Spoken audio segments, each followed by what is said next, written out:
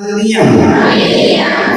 प्रार्थनेमध्ये प्रवेश केला त्यावेळी आपण समजून शब्द तुझ्या आवाजानं तो मान परमेश्वर आशीर्वाद परमेश्वर तुझ्या वचनाचा प्रत्येकाला सहाय्य प्रार्थनेच्या परमेश्वराच्या नावाने करतो.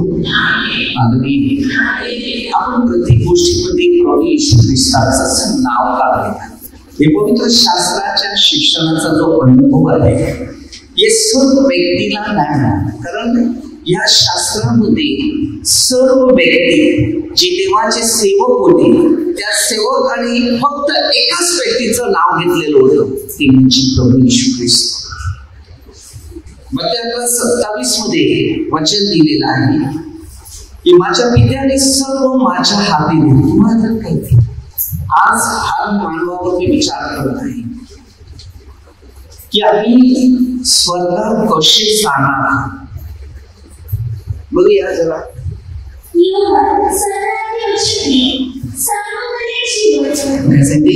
सार्वकालिक जीवन हेच आहे की एकच जो करार देव. काय तरी कसे सार्वकालिक जीवन एकच आहे की एकच जो देव. आम्ही आध्यात्मिक जीवन जगणाऱ्या प्रत्येक व्यक्तीला स्वर्गीय देवाची जाणीव झाली पाहिजे. जेव्हा मोशे होता तेव्हा निर्गममध्ये 20 अध्यायामध्ये 10 आज्ञाविषयावर विचार केले. अनुवाद 5 अध्यायामध्ये तिथे पण विचार तोच दिलेले.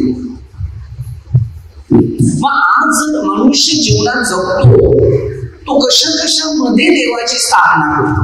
मानवाने हाताने बनवलेल्या परमेश्वर कधी देव त्याच्या प्रवास करतो. प्रेषिताचे बोलते 7 अध्याय 49 वचनापासून पुढे दिले. ज्या गोष्टी परमेश्वराने बनवलेल्या त्याच गोष्टी तुम्हाला मला मिळाल्या. कारण आम्ही उत्पत्ती 1:27 मध्ये दिलेले की आम्ही देवाची आणि माणूस या जगामध्ये अनेक परिस्थितीमध्ये विचारधारा करतो आणि समजतो की ह्याच्यात देव निघेल, त्याच्यात देव निघेल, त्याच्यात देव निघेल. पण कोणत्याच माणसाला देवाने आवाज दिलेला नाही. मोशे जेव्हा होता आणि नोहा जो होता त्याला परमेश्वराने सुंदर रीतीने आवाज दिला. मोशेला जेव्हा झोपातून आवाज दिला ते अग्नी पण झाड पेटलं नाही. 15 अध्यायामध्ये स्पष्ट दिलेलं आहे. अनेक गोष्टी शिकायला मिळतात. पवित्र आत्मा कसा आहे. योहानमध्ये 20 अध्यायामध्ये 22 वचनामध्ये दिले पवित्र आत्म्याचा स्वीकार कर. देवाचा स्वीकार कर. आपल्यामध्ये पवित्र आत्मा आहे. आपला आत्मा मध्ये 26:41 मध्ये आत्मा उत्सुक आहे, देह अशक्त आहे. आणि आपण हर एक व्यक्ती या देहाच्या द्वारे जीवन जगत आहे, आत्म्याच्या द्वारे.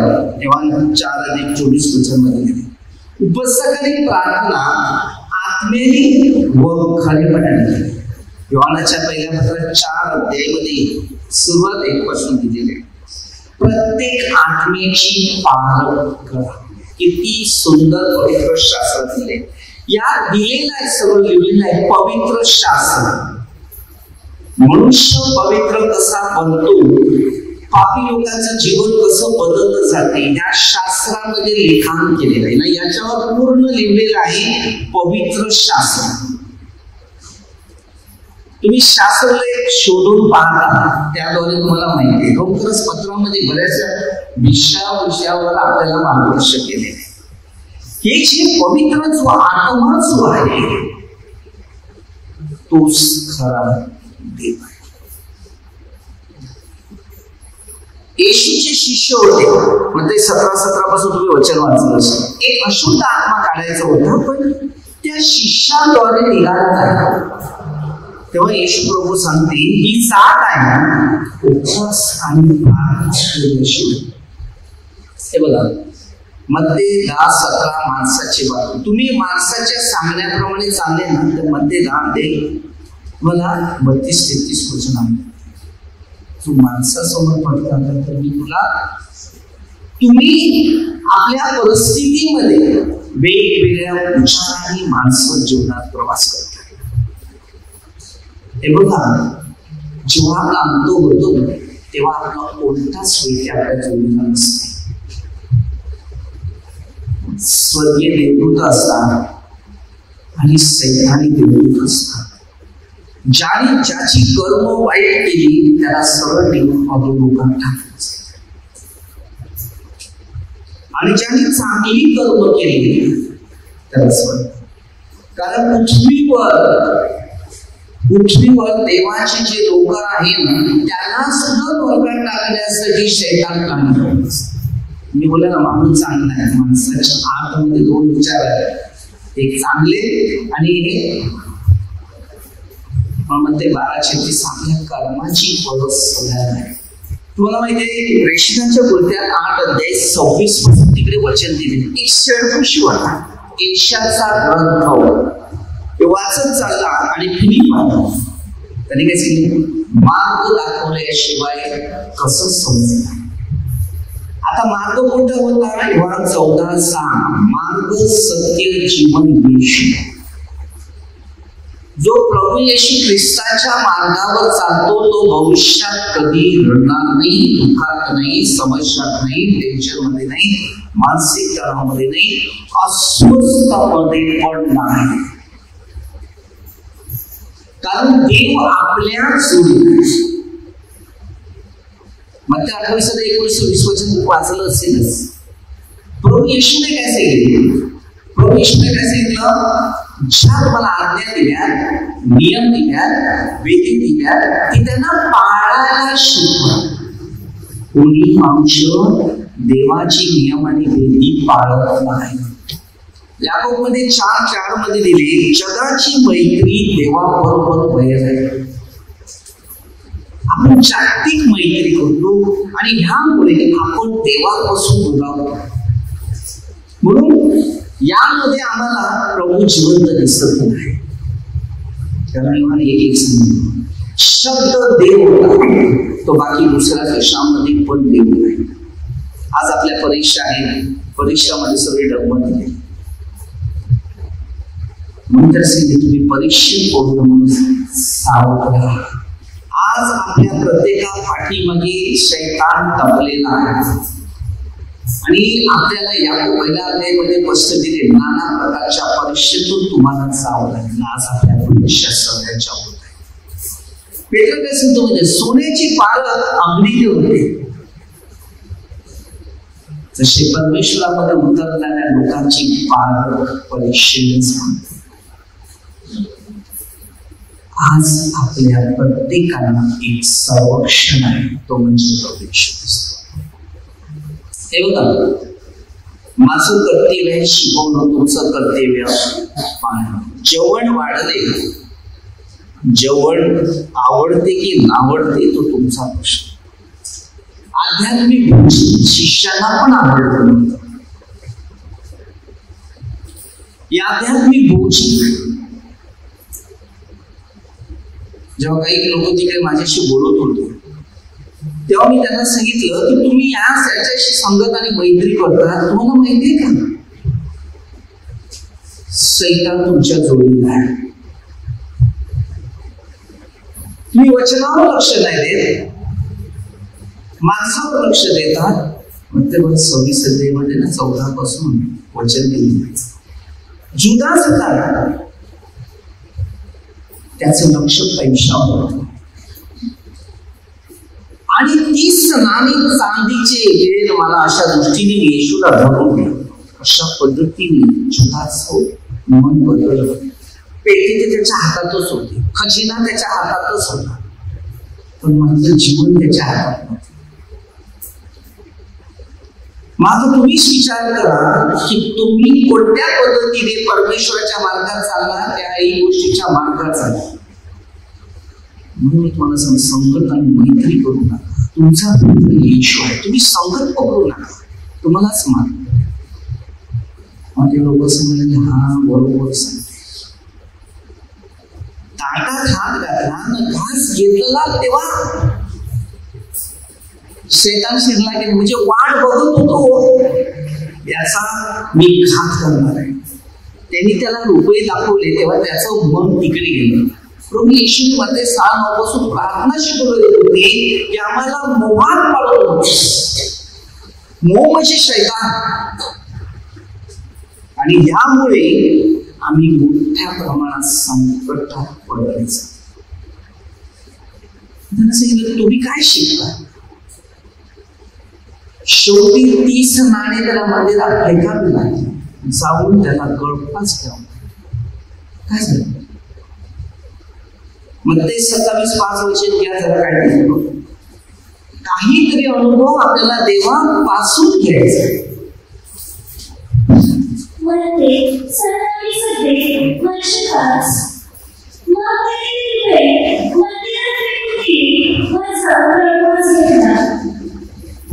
बक्षीस दिलं त्याला सैतान.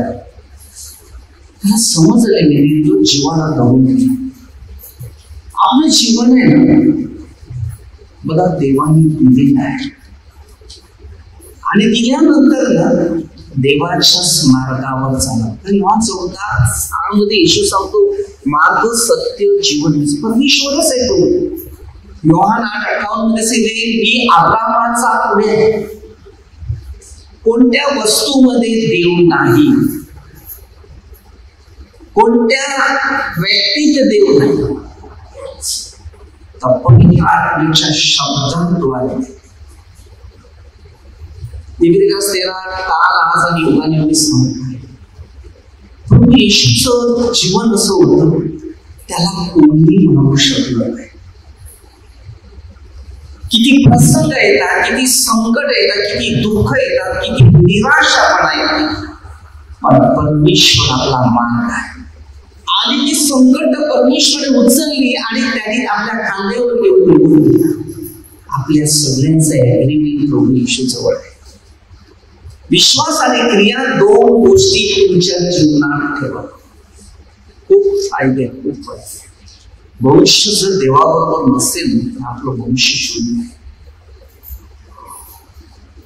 आमच्या जीवनामध्ये मोठे प्रसंग येऊन गेले परंतु मात्र परमेश्वराने असे चमत्कार केले, असे केले की आम्ही भविष्यात विसरू शकतो.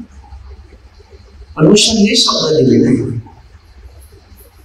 योशुआ 1:मध्ये ना 5 पासून सुरुवात केलेली आहे ते 9 पर्यंत वचन.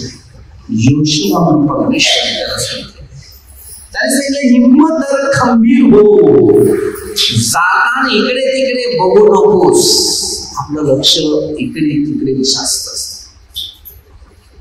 वचनच तसं दिलं. त्याला सरळ भाषामध्ये तो सांगतो की जसा माझा सेवक मोशे आहे तो आज्ञाधारक होता, तू पण आज्ञा पाळशी तर मी पण तुमच्या. आपल्या जिंदगीमध्ये एकच स्वभाव आहे ती म्हणजे आज्ञा. हे बघा आपल्याला ना धार्मिक माणसातून प्रार्थनेत येणाऱ्या माणसाचा शब्द तोलून मापून घेतला जातो. आपल्या तोंडी शब्द निघताना देवाविषयी आणि उद्गार टाकताना शब्द तोलून मोजून घेतले जातात. शब्द तोलून मापून घेतले जातात. आपले शब्द होईल नाही असं परमेश्वराचं शिक्षण आहे. आणि परमेश्वराच्या शिक्षणाद्वारे जो व्यक्ती प्रवास करतो त्याला मोठ्या प्रमाणात परमेश्वराचा आशीर्वाद. जीवनामध्ये एक गोष्ट शिकायची आहे. लोकांना सांगताना आम्ही पापी असं बोलतो कारण पवित्र जीवन तुमचं आहे. तुम्ही स्वतःला पवित्र समजते तर तुमचं भविष्यच कमजोर. मी नेहमीच सांगतो की पहिलं पवित्र शास्त्र आहे योहान 5:41 वचन घ्या जरा. तुम्हाला शोधून काढायचं, त्याद्वारे तुम्हाला देवाची माहिती होईल. एकदा तुमचा आमच्यावरचा विश्वास उठला ना तुम्ही त्यावेळेला सावध राहायचं. जुदाचा विश्वास येशूवरचा तुटला गेला. जुदासला सैतानाने फसवलं. आपलाही विश्वास तुटत गेला ना तो सैतान तुम्हाला फसवला. कारण अद्याप आपल्याला जाणीव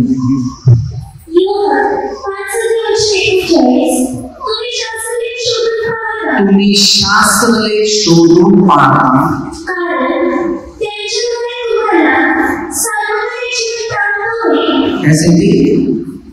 त्याच्याद्वारे तुम्हाला सार्वकालिक जीवन प्राप्त होईल. आपल्याकडे सार्वकालिक जीवनच नाही.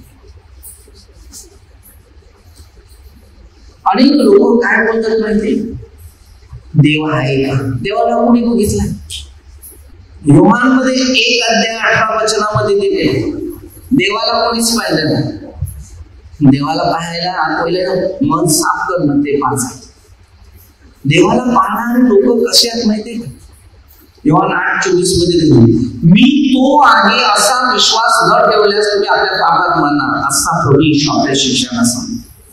योहानमध्ये 3:3 तुम्हाला वचन दिले जसं की नवीन जन्म, पहिला जन्म जो आहे आपला पापमय, दुसरा जन्म जो आहे तो पवित्रमय, आणि ह्या पवित्रतामधूनच परमेश्वराच्या मार्गानुसार जायचं, तेव्हा मला सार्वकालिक जीवन.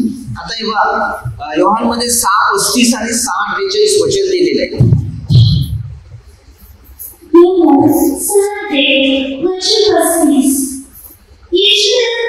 येशू त्यांना म्हणाला, मी जीवन देणारी भाकर आहे, जो माझ्याकडे येतो त्याला भूक लागणार नाही, जो माझ्यावर विश्वास ठेवतो त्याला कधीही तहान लागणार.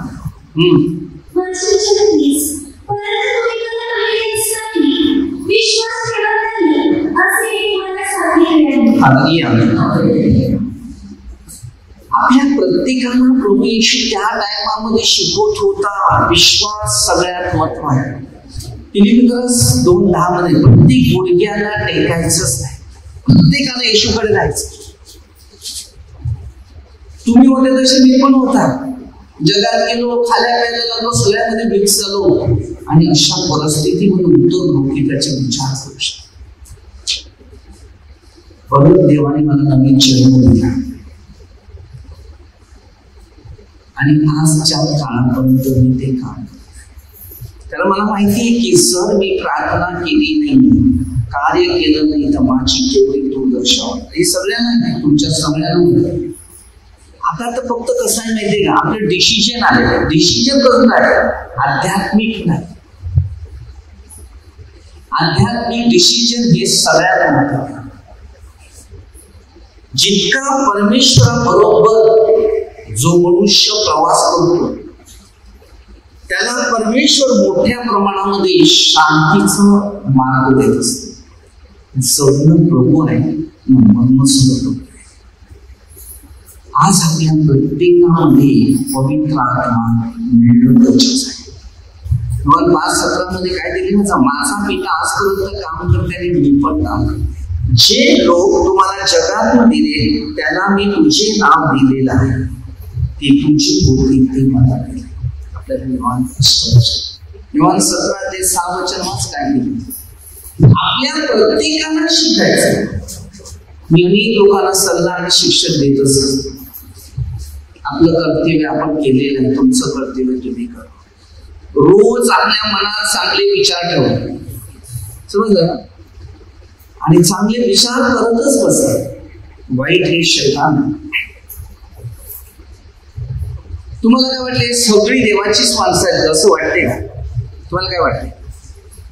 येशूच्या मेजावर बसलेला शैतान होता, तरी या 12 प्रेषित मध्ये 11 प्रेषितांना दिसला नाही, मात्र येशूला दिसला. बरोबर? ज्या वेळेला मत्ते 16-23 वचन, जेव्हा पेत्राला 18 वचनामध्ये दिलेलं होतं, तुला मी स्वर्गाच्या राज्याच्या किल्ल्याने तिथे अधोलोकाचं जायचं. बरोबर? जे तू पृथ्वीवर बांधशील ते स्वर्गात, पृथ्वीवर मोकळं करशील ते पण स्वर्गात. बरोबर? ते मोकळं केलंच. पण जुदास, पेत्राने सांगितलं असे तुम्हाला दुःख येणार नाही. तेव्हा परमेश्वराने प्रभू येशूने सांगितलं, शैताना तुझा दृष्टिकोन बरोबर नाही. आता तुम्ही विचार करा, तुमची दृष्टिकोन जर चांगले नसतील तर तेव्हा समजून द्यायचं शैतान बोलणार तुमच्यातून, किंवा 8:44 खोटं बोलणार. आता त्याच्यानंतर जुदास, ती स्नान चांदीची आहे अशा मनाच्या विचाराने बरोबर. जेव्हा 12 प्रेषेमध्ये या 26 अध्यायामध्ये आपण विचार करू शकतो, ज्या 12 प्रेषितमध्ये 11 प्रेषितांनी येशू ख्रिस्ताला प्रभूची म्हटलं, बरोबर. आणि जुदासने गुरुची म्हटली. किती फरक आहे. आज तुम्ही आणि मी मध्ये पण फरक. काही लोक मला पण काय पण बोलतात. कसे बोलतात ते? नाव नाही. हो, नाव आहे मला माहिती, परंतु तुमच्या दृष्टीमध्ये देवाच्या निवडलेला आहे. समजलं? मध्ये 10:40 पासून वचन दिले, संदेष्टाला संदेष्टा म्हणून. मग 3:33 मध्ये काय सांगितलं? कोण भाऊ बहीण नाही, वचन ऐकतात, पाळतात, ते मार्गाने चालतात, तेच आपले नातेवाईक. नातेवाईक सगळ्यांना ठेवलं, दुश्मनी कोणाशीच ठेवली. मनात प्रार्थना करा, शांत, असं सिस्टम आहे. पवित्र आत्मा काय शिकवतो? शांती, दया, म्हणून आपल्यामध्ये फक्त एक लक्षात ठेवायचं की तुम्हाला देवाने मार्ग दाखवलाय. माणसं त्याप्रमाणे प्रभू येशू तुमचा मार्ग आहे, आम्ही नाही. लक्षात ठेवा, मार्ग, सत्य व जीवन येशू बोलला मी आहे. मग तुम्हाला येशूच्या मार्गावर जा, माझ्या मार्गावर नाही. मी तुम्हाला शिकवण दिले. आता तुम्ही कोणत्या मार्गात जायचं आहे, कोणाला खुश करायचं आहे, देवाला खुश करायचं आहे, माणसाला खुश करायचं आहे, का स्वतःला खुश व्हायचं आहे, ते पहिल्यांदा तुम्ही शिक्षण, आत्मपरीक्षण करायचं. मला एवढं माहिती आहे, सैतानी शक्ती जास्त जोरात असते, त्यावेळी तुमच्या प्रत्येक कामाला, तुमच्या प्रत्येक गोष्टीला सपोर्ट करते. पण जेव्हा तुमच्या जीवनामध्ये अडचण पडेल, तुमच्या जीवनात दुःख येईल, तुमच्या जीवनात संकट येतील, तुमच्या जीवनात निराशा येईल, तेव्हा तुमच्या पाठीमागे फक्त एकच वाट बघतो, तो येशू ख्रिस्त. तेव्हा तुम्हाला त्याच्याच पुढे जाऊन सगळं नव्हे. म्हणून वेळेचं सदुपयोग करा. कुठलेच मार्ग नाही आपल्या हातामध्ये. आपले मार्ग शेवटचे संपतात, अश्रू संपतात, नातेवाईक संपतात, पैसा संपतो, कोण कोणाचा नसतो. फक्त तेव्हा तो वाट बघतो, माझ्या मुला माझ्याकडे, मी तुझी वाट. सुतसेमध्ये 41 अध्यायामध्ये बसतो. तो आपले अंथरूण सुद्धा बदलत आहे. मला सांगा, संकटाच्या टायमामध्ये तुमच्या मधला कोण उपयोगी पडतो? तो मला सांगा. कोणच नाही. आपल्या संकटातून मुक्त करणारा फक्त आहे येशू. मला फक्त सांगा, मध्ये 12:36, तुम्ही सकाळपासून रात्री झोपेपर्यंत किती लोकांची चुगली करतात, निंदा करतात, द्वेष करतात, देवा करतात, भांडण करतात, नफरत करतात, काय काय करतात ते बघा. आणि किती लोकांना देवाविषयी बोलतात. मग मला सांगा, किती शांती तुमच्या जीवनात. कारण देवाच्या शब्दाने आपले सगळे प्रश्न मोकळे केले जातात. प्रार्थना ही सर्वात मोठं हत्यार आहे. आपला आश्रयदाता एकच आहे, तो वर बघा. मुक्ती सवय जवळ नाही तेव्हा सांगते वर. जेव्हा माणूस शेवट असतो ना, तेव्हा तो म्हणते नंतर डोळे वर करून बघतो, कारण त्याला माहिती देव वरती इकडे नाही. ही सर्व मानव देव आहे, देवाची देव, देवाने जे बनवलेले ते देव नाही.